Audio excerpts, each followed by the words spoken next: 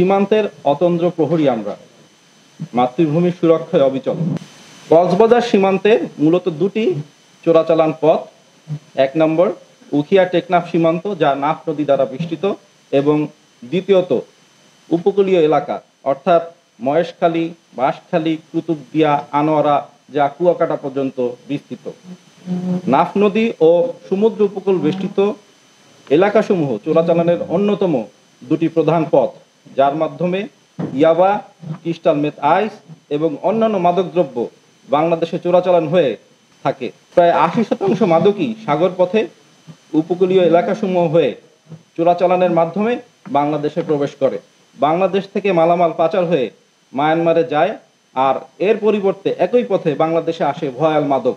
Border guard Bangladesh তথা BGB Naf নদী কেন্দ্রিক টেকনাফ, উখিয়া এবং নাইখনছড়ি সীমান্তে মাদক চোরাচালান রুটে কঠোর নজরদারি অব্যাহত রেখেছে এবং নিয়মিত অভিযান পরিচালনা করছে। উল্লেখ্য, কক্সবাজার রিজনের অধীনস্থ ব্যাটালিয়ন সমূহ গত 15 জুলাই 2025 হতে অদ্যাবধি মাদক ও চোরাচালান বিরোধী অভিযান পরিচালনা করে বিপুল পরিমাণ মাদকদ্রব্য আটক করতে সক্ষম হয়েছে।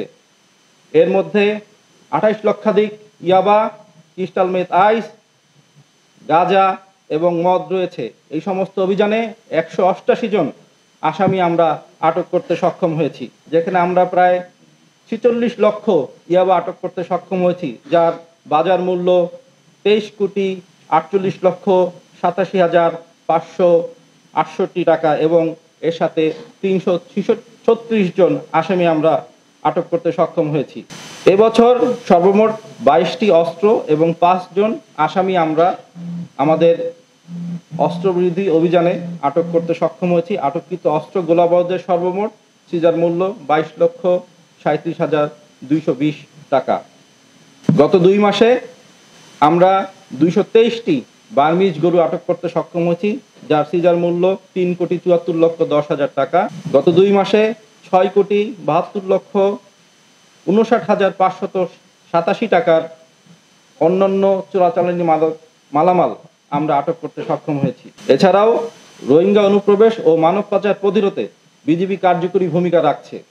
বিজিবি সীমান্তে নিয়মিত দায়িত্ব পালনের পাশাপাশি সাগর পথেও মানব পাচার প্রতিরোধে নিরলস প্রচেষ্টা অব্যাহত রেখেছে। এই বছর এখন পর্যন্ত 47 জন মানব পাচারকারী আমরা আটক করতে সক্ষম হয়েছি। এই 47 জনকেই পুলিশের নিকট হস্তান্তর করা হয়েছে।